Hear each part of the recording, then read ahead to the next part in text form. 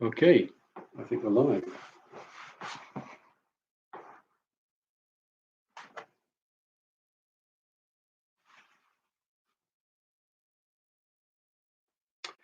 So, Hare Krishna. If there's anyone there, let's wait for someone to appear.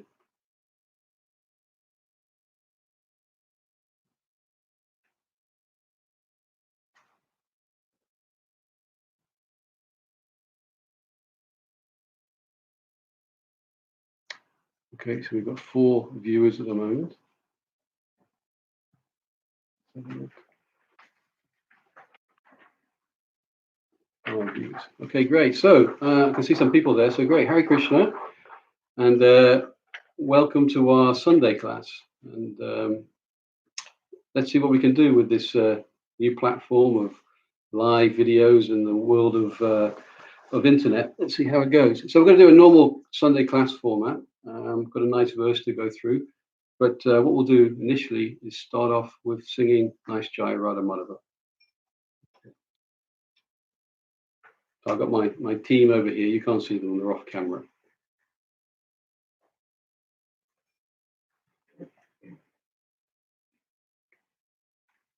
Hare Krishna. Hare Krishna. Oh, it's Hare Krishna. It's Govinda and so nice to see you. Jaya Radha Madhava Kunja Vihari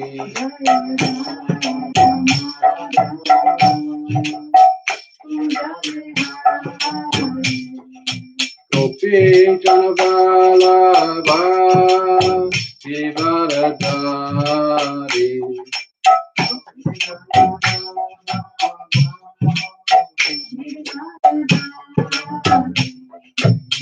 Yashoda Nandana Braja Janarandana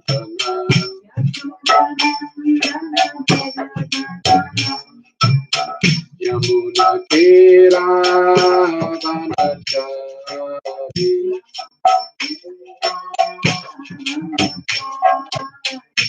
Jaya Radha Madhava Kunja Vihari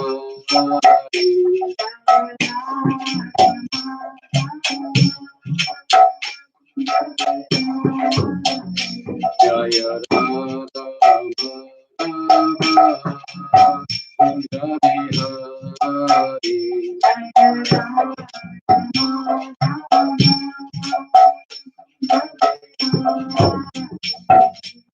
Kitana Balabha Vivaradari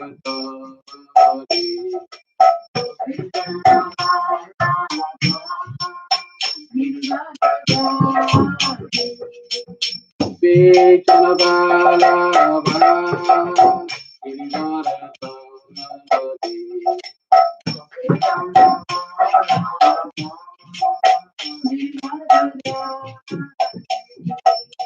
Yashoda Nandana Braja Janarandana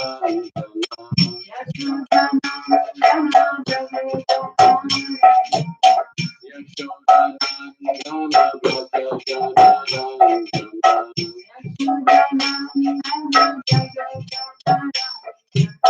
Yamuna Kira Vanachari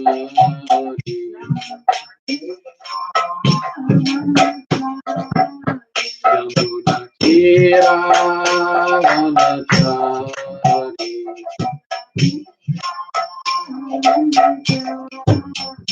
Jaya Radha Madhava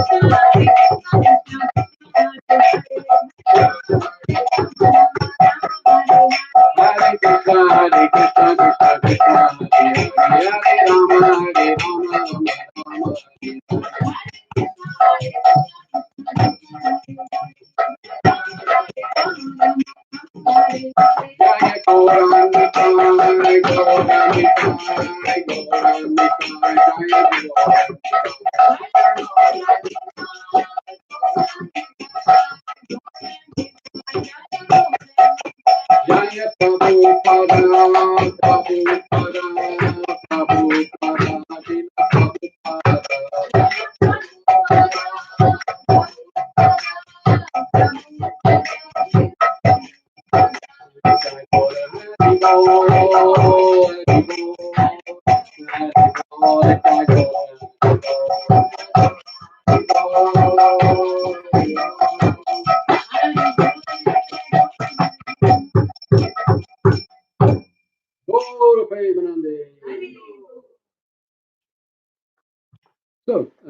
welcome again to the internet world. Hare Krishna. So today we are going to do a little reading from Srimad Bhagavatam, Canto 2, entitled The Cosmic Manifestation. This is a conversation between Narad Muni and his father, Lord Brahma. So Lord Brahma is actually speaking about the different incarnations of Krishna in this type of verse, that it is a little bit more detail than was previously on. What I'll do is actually post. Here's the link to the verse, so that people can actually load that up and follow along with it as well. So we're going to chant it as normal, do the word for word and translation, purport, etc., and then speak a little bit on this verse. So let's start off with Om Namo Bhagavate Vasudevaya. Om Namo Bhagavate Vasudevaya. Om Namo Bhagavate Vasudevaya.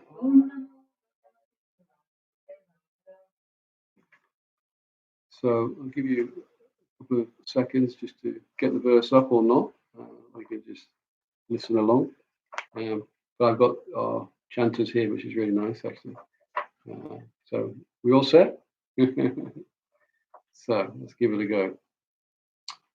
Kamam dahanti kritino nanurasya jistya.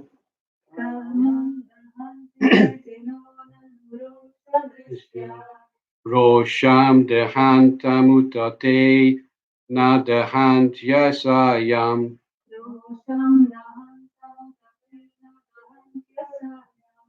Soyam yadantaram alam pravisham bibeti.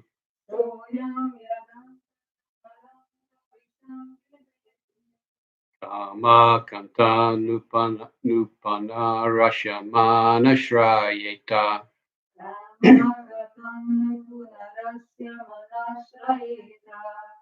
Kamam dahanti kritino nanurosha jistya.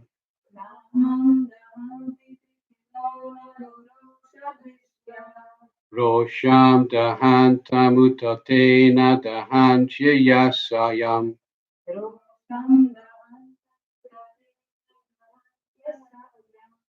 Soyam yadyantaram alam pravisham bibeti.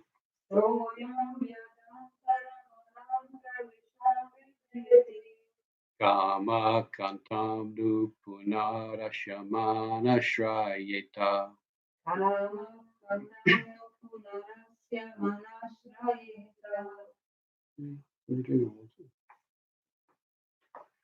So we'll do the word for word.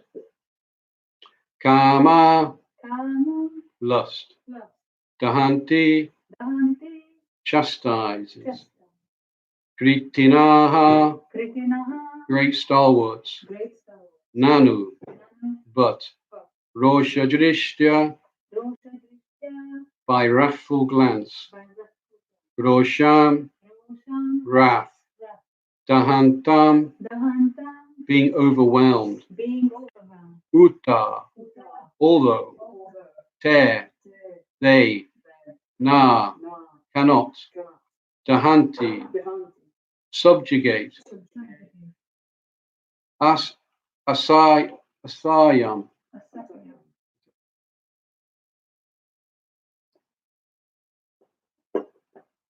intolerable.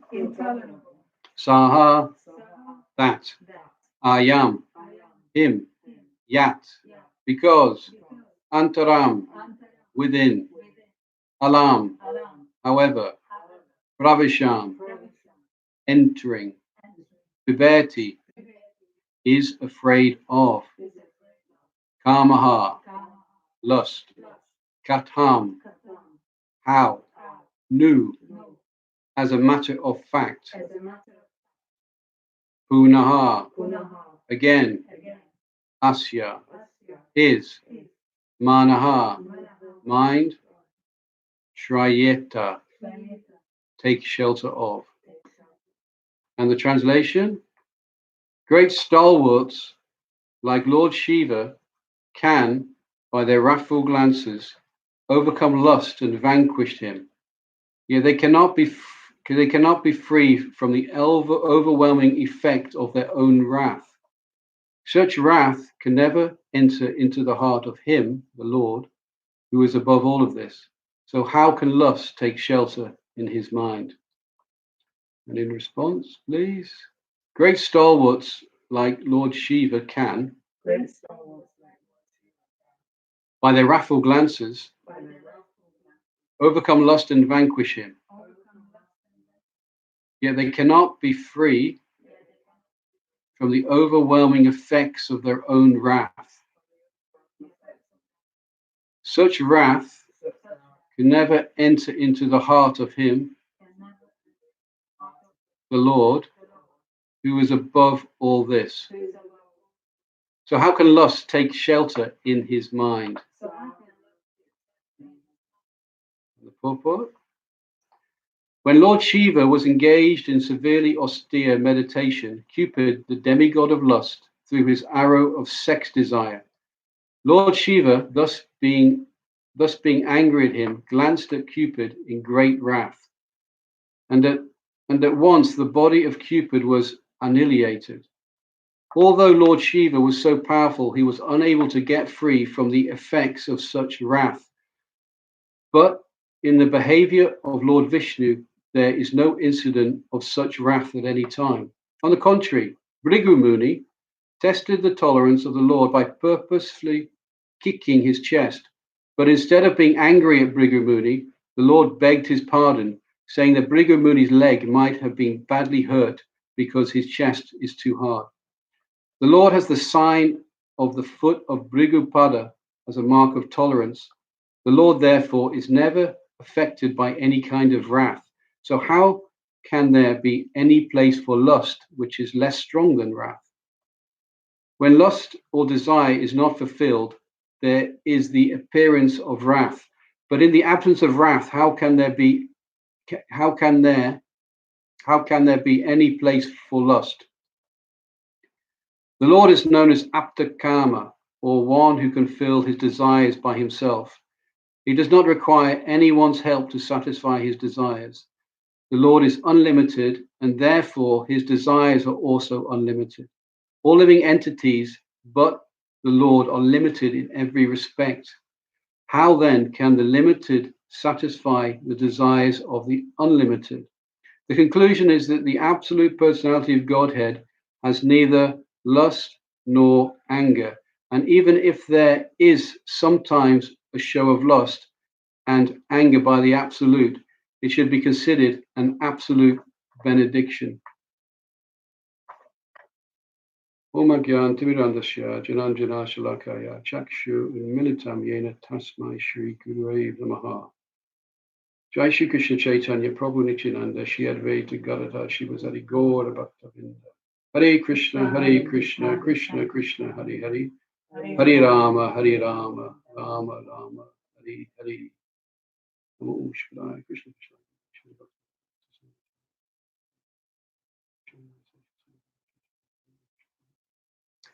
So let's read the translation one more time. Great stalwarts like Lord Shiva can, by their wrathful glances, overcome lust and vanquish him.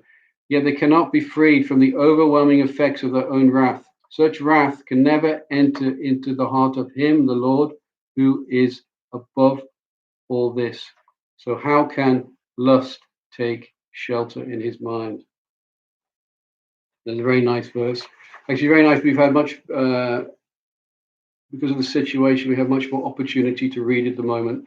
So we're spending a lot of time reading extra Srimad Bhagavatam verses and actually many other books which I hope everyone else has got the opportunity to do as well. So this verse is this verse is a glorification of the Lord by Lord Brahma in conversation with his son Narad Muni. When the Lord appears in the material world, sometimes we have a tendency, or maybe devotees not so much, but most people will think that he appears as an ordinary person because many of the activity he takes part in imitates an ordinary human being. Like Krishna as a little baby, acting as a little baby. We understand. Not many people would think that maybe this is the Supreme Personality of Godhead. But we understand by his extraordinary feats that we learn about that, yes, this is the Supreme Personality of Godhead with these extraordinary powers that we may have. We're reading the Krishna book at the moment and going through many of these stories, and it's very, very nice. Actually, you're reading these pastimes, you think, wow, this is quite amazing. This is quite spectacular. Some of the feats and some of the activities Krishna actually gets involved with, which are very, very convincing with a little bit of faith. So this verse is stating that Krishna is not affected by lust or wrath.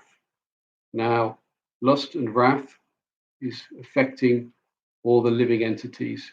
I'm sure we all have experience of both lust and wrath and how it affects us in our lives. But we're trying very hard to actually not be affected so much by that. So obviously the verse, Kama Esha, Krodha Esha, Rajaguna Samud Bhavaha, the way the material creation consists of the three modes of material nature we have this inert love of God, which is always there. But when we become contaminated with this material energy of Krishna, and then particularly in the mode of passion, this love of God gets transformed into lust, and is very much adoring. This mode of passion with these qualities of great attachment, hankering, great desires to be successful. It's all about lust. It's all about that lustful drive that we have. The example is given by Prabhupada that this sense of love of God becomes transformed into lust, just as milk, when sour tamarind is placed within milk, it is transformed into yogurt. That is the example that's given to show this transformation that goes on. Now, the verse mentions a couple of great personalities, Lord Shiva, Bhrigu Muni, and obviously Lord Brahma is speaking there as well.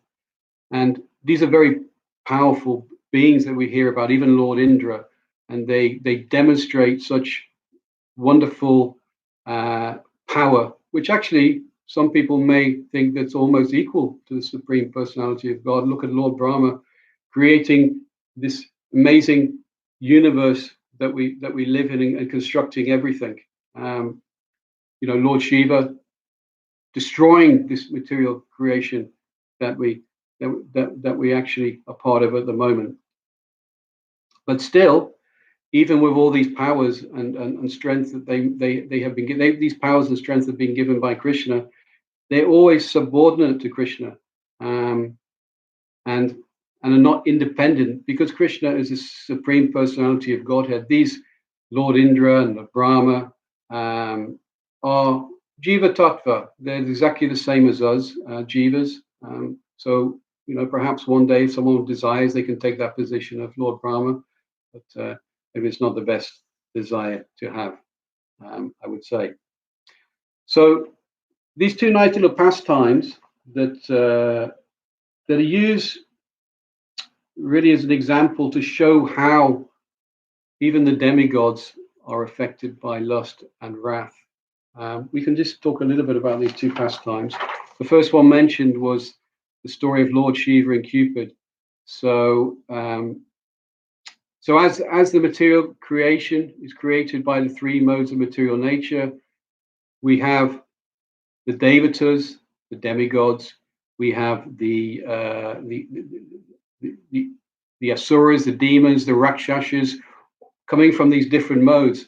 And in the heavenly planets, there's a constant battle between these three different types of living entity. So one, these battles were going on all the time, and at one point the demigods got a little bit sick and tired of this, and they thought, "Wow, what can we do here? We really want to win here, and just get rid of all these demons and these rakshasas." So what they thought, their plan was that normally when there's a problem, particularly when all the demons come to the earth, normally they go running to Lord Brahma, and Lord Brahma sorts them out. But this time they thought, okay, let's go to Lord Shiva. And Lord Shiva is really powerful. He has a big trident and he kills everybody. So what we can do, we can get him to have a son, and this son will be so powerful like him that he will actually defeat all the demons and the asuras, the asuras, the rakshasas, etc. So their plan was, what they decided to do was to send Kamadev, Cupid, to Mount Kailash, where Lord Shiva was meditating. This is what he likes to do under a large banyan tree. And Cupid went there and shot him with this arrow of lust, or at least tried to shoot him with this arrow of lust. But Shiva, being Lord Shiva,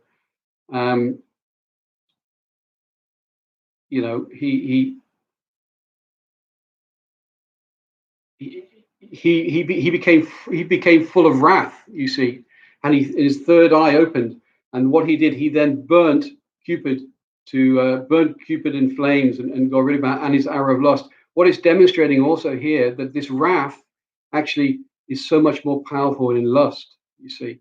So even Cupid's arrow of love cannot be is subordinate to this idea of wrath.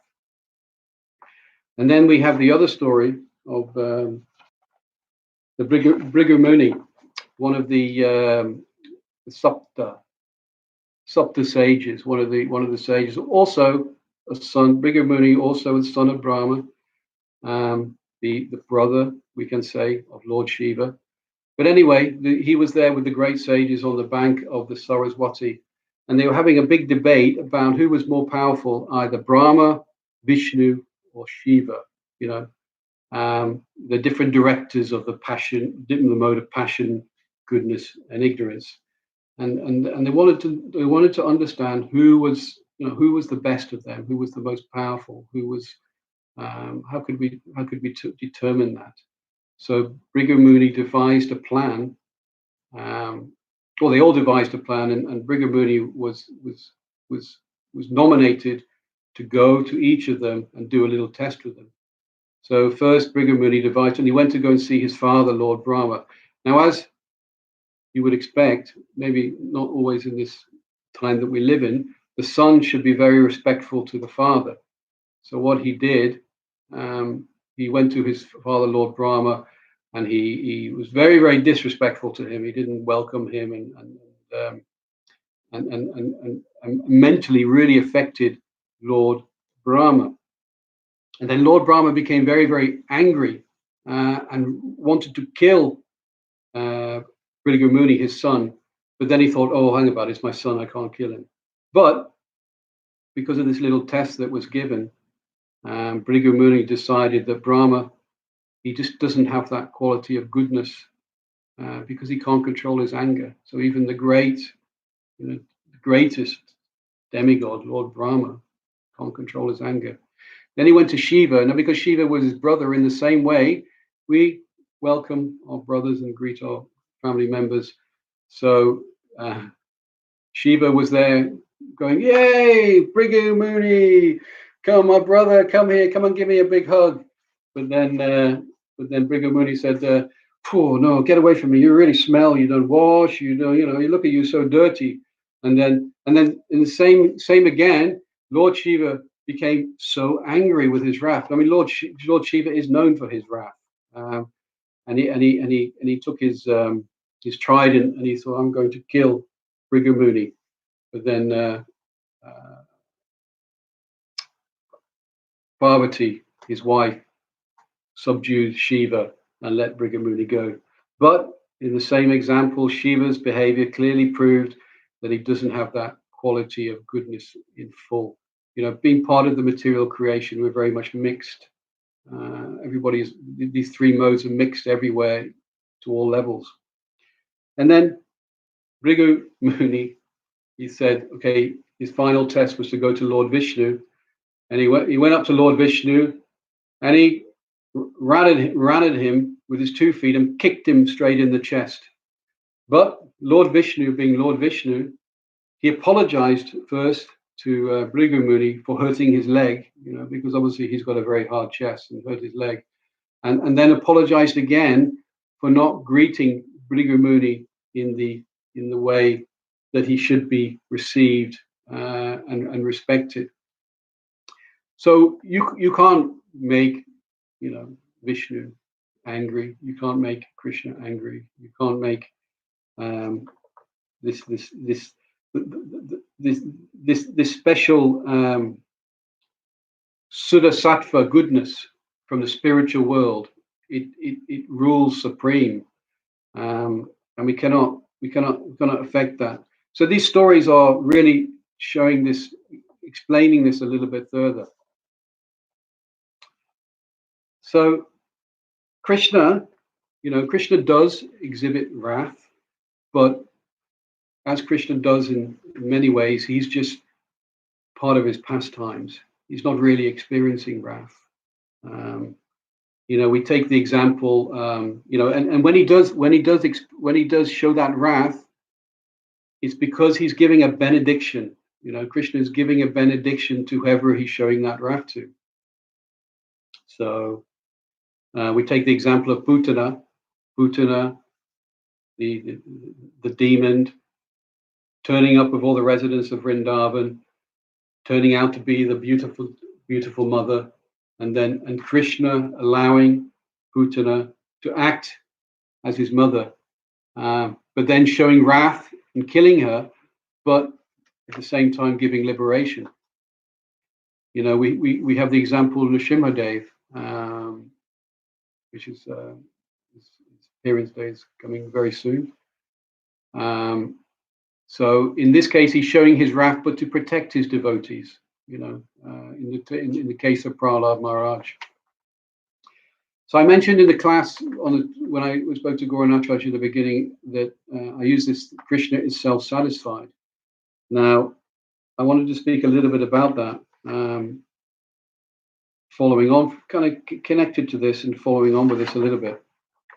So Krishna, one of the words that describes Krishna is Atmarama, someone who is self-satisfied. This is the word that is used in scripture. Krishna, he doesn't need anything or anybody to satisfy him.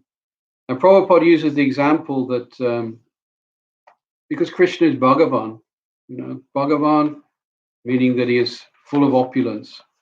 So Krishna is full of knowledge, he's full of wealth, fame, strength, beauty, renunciation. He has all these qualities in full. So Prabhupada says that because he has all these qualities in full, he is completely satisfied. He doesn't need anything else. And when we look at this verse, as well. This verse is actually taking a little different aspect on this concept of Atmarama. It's using the term Aptakama, one who can fulfill his desires by himself. So Krishna, that actually says that Krishna has unlimited desires and fulfills his unlimited desires because he's complete. He is the complete whole. He doesn't need anything else to do that. So there's a nice verse in Srimad Bhagavatam 11:33. I'll just read a little bit because this explains these two concepts a little bit more in a little bit more detail. It says, my devotees may or may not know exactly what I am, who I am, and how I exist. But if they worship me with unalloyed love, then I consider them to be the best of devotees.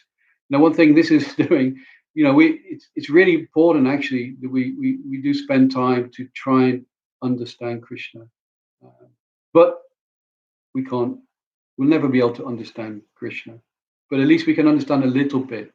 And that understanding will also, understanding through knowledge, will increase our faith in Krishna as well. But this verse has a nice explanation of this Atmarama and Aptakama by Srila Vishwanath Chakravarti Thakur. It says, Yadrisha indicates that the Lord is Atmarama, or completely self-satisfied, and also Aptakama, or one who automatically fulfills all his desires. Still, being affected by the love of his devotees, the Lord sometimes appears to be an Atmarama, so not self-satisfied because he's relying on his devotees, or dependent on the love of his devotees. Dependent on the love of his devotees, and Aptakama, unable to achieve his desires without the cooperation of his devotees. Actually, the Supreme Lord Krishna is always independent, but he reciprocates the intense love of his devotees and thus appears to be dependent on them, just as he apparently became dependent on Nanda Maharaj and Yashoda during his childhood pastimes of Vrindavan. When I first came to ISKCON, people would say to me, devotees would say to me that, wow, these Krishna pastimes, they have everything in them. They've got action, crime, drama, mystery, and it can replace all the best action movies and all that are available at the moment. Because I used to love to watch really good action movies, guns and all sorts of things. Very, very good. But I have to say, I don't have much taste for that so much these days. But it's amazing transformation that comes about through this Krishna conscious process. So the things that the devotees say in the beginning, they say, oh, this will happen and this will happen, etc. You may get a little bit of taste for that. You might actually enjoy chanting. You might enjoy doing this type of thing. It does actually happen over a period of time. So I said it before previously that we're reading this nice Krishna book and all these pastimes and reading them again. Wow, they're pretty exciting things that are going on in there. So it's very nice. So on this idea of being self-satisfied, Krishna is self-satisfied. We can't touch him, but through the love of the devotees, we can, he will reciprocate with us. But then the question raises the question of how do we become satisfied? And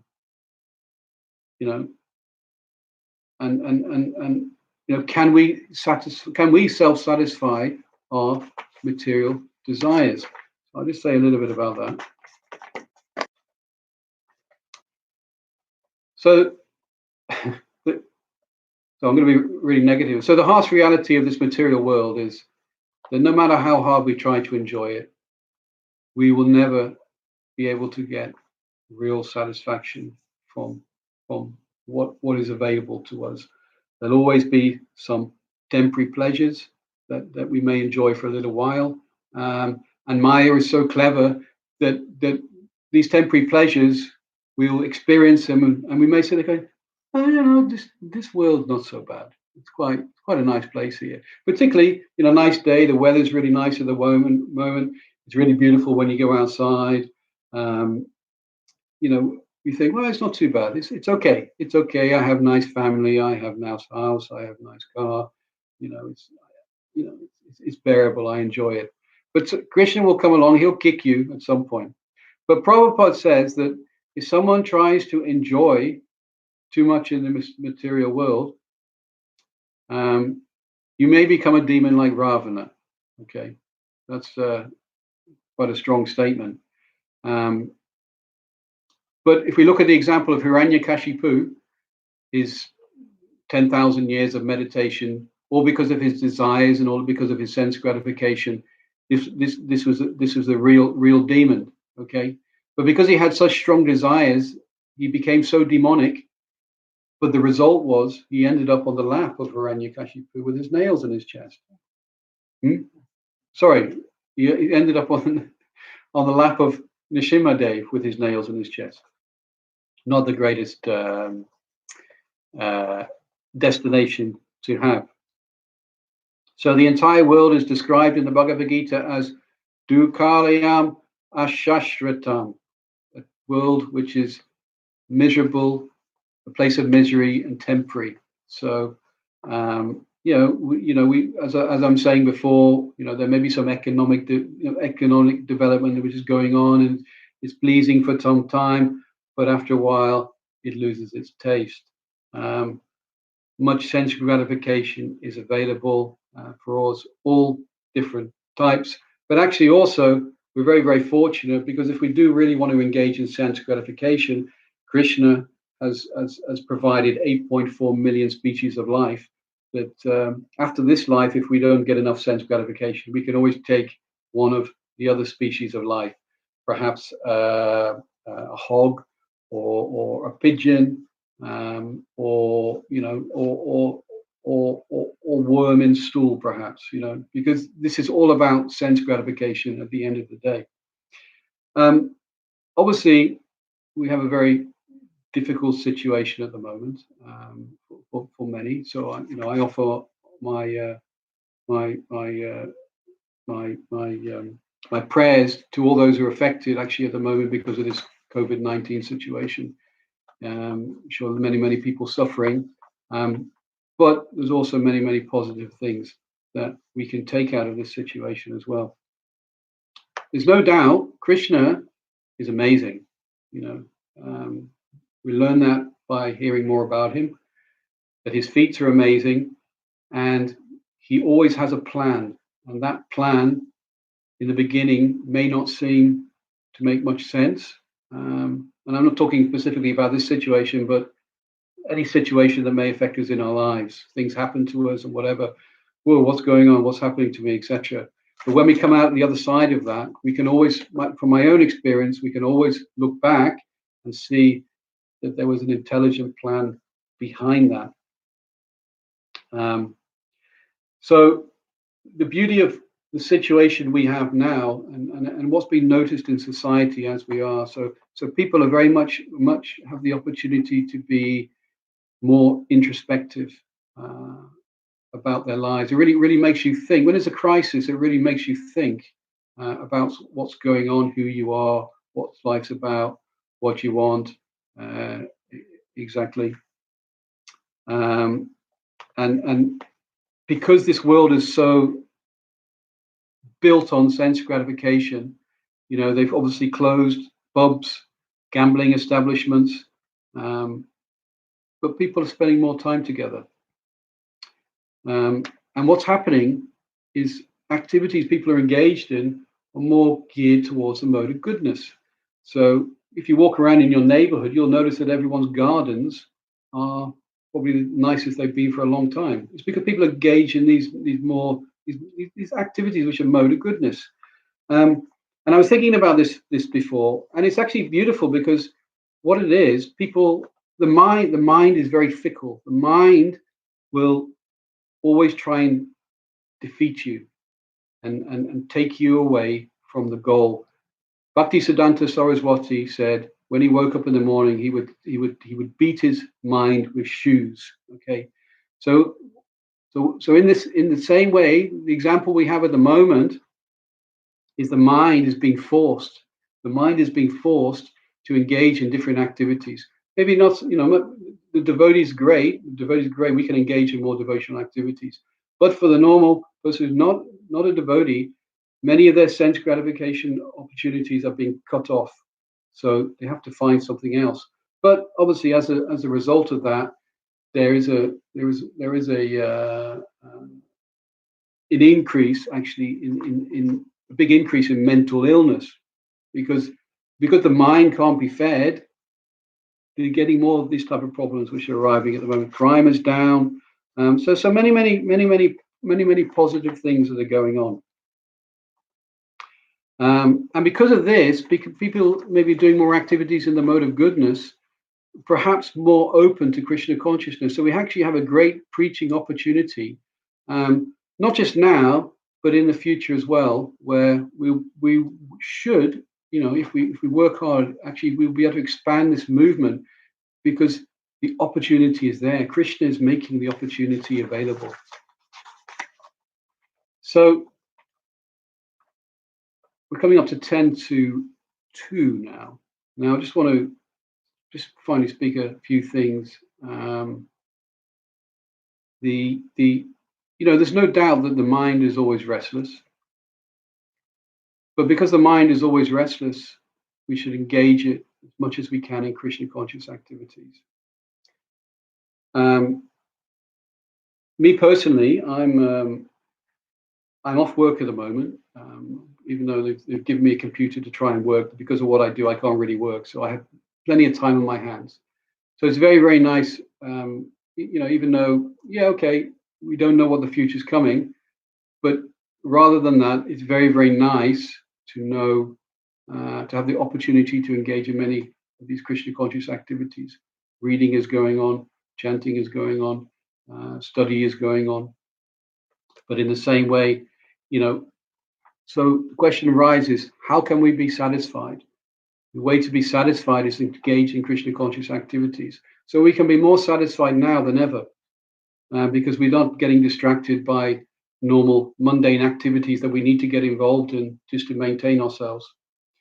So, not just for the current situation, but for always, we should increase our chanting, more kirtans, learn the songs of acharyas. I was thinking about that the other day. We do that nice Sandhya Bhajan on Friday. So this is very nice program that was the brainchild of Madhava Kumar Prabhu, which is very nice to introduce that. We can do more reading, listening, and actually increased association. I'm having more association now with devotees than I was prior to the situation that we're in. We can do many things. We can learn about deity worship. We can do cooking for the deities, learn new recipes, and share these recipes with our friends.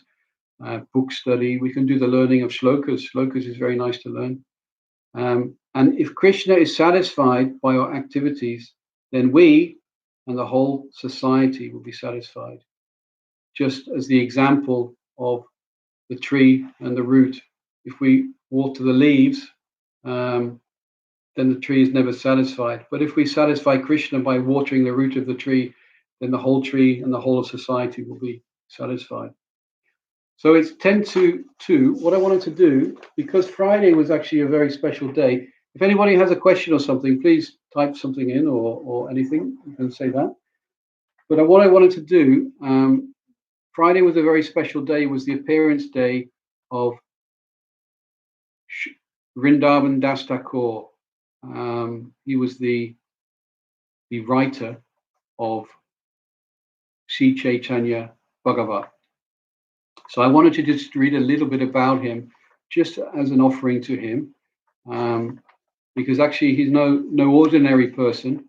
And actually these great devotees and acharyas, these are not ordinary people, no question about it. So I just wanted to read 2 verses from Chaitanya Charitamrita Adi Leela, which describes him and who he is. So